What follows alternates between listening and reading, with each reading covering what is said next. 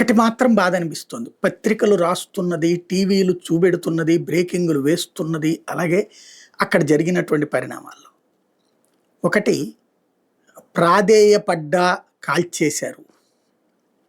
అదే సందర్భంలో నన్ను చంపేయమన్నారు.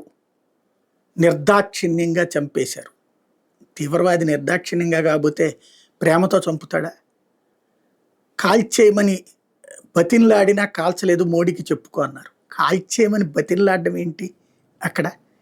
వాడు నీ వాళ్ళని కాల్చినప్పుడు, వాడు వెళ్ళిపోతున్నప్పుడు ఉన్నది 5గురు, మిగతా అందరూ కలిసి మీద పడి చంపేస్తే, కొట్టి చంపితే, రాళ్లతో కొట్టి చంపితే, లేదా అదే తుపాకులు ఎట్లాగూ చచ్చిపోవాలనుకున్నాం కదా, ఆడనే చంపమని అడుగుతున్నాం కదా, ఆడనే చంపి పారేలేమా?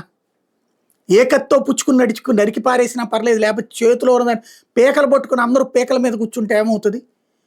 ఆఫ్టర్ ఆల్ 5గురు, వీళ్ళు ఉన్న దగ్గరగా 100 మంది, పోనీ 25 మంది అనుకుందాం, 30 మంది అనుకుందాం, ఎదిరించలేకపోవడం. ఇవాళ వాడు ఎంత ధైర్యంగా ఇక్కడ కొంతమంది మాట్లాడే మాటలు అంటే పిరికి వెదవలరా అనేటటువంటి మాట దాంట్లో కొంతమంది కామెంట్లో పోస్ట్ చేశారంటే ఎంత అసహ్యకరమైనటువంటి స్థితిలో ఉన్నాం మనం.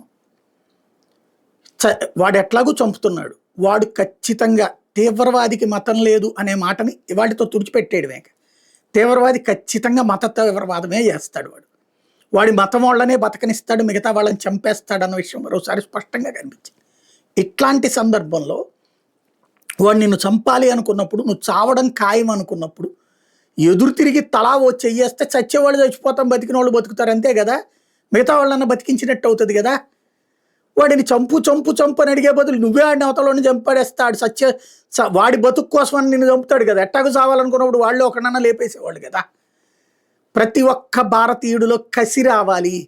చంపాలి అనుకునేవాడిని చంపి పడేయాలి తీవ్రవాదం అనేటటువంటి వాడిని. తీవ్రవాదం అనేటువంటి మాట ఒప్పుకున్నోడిని లేదా తీవ్రవాదం తప్పు లేదు అన్నోడిని కూడా లేపేసినా తప్పేం లేదు. తీవ్రవాదం అనేటటువంటి దాన్ని భారతదేశానికి వ్యతిరేకంగా వ్యవహరించేవాడిని ఎవరిని బతకనీయకూడదు.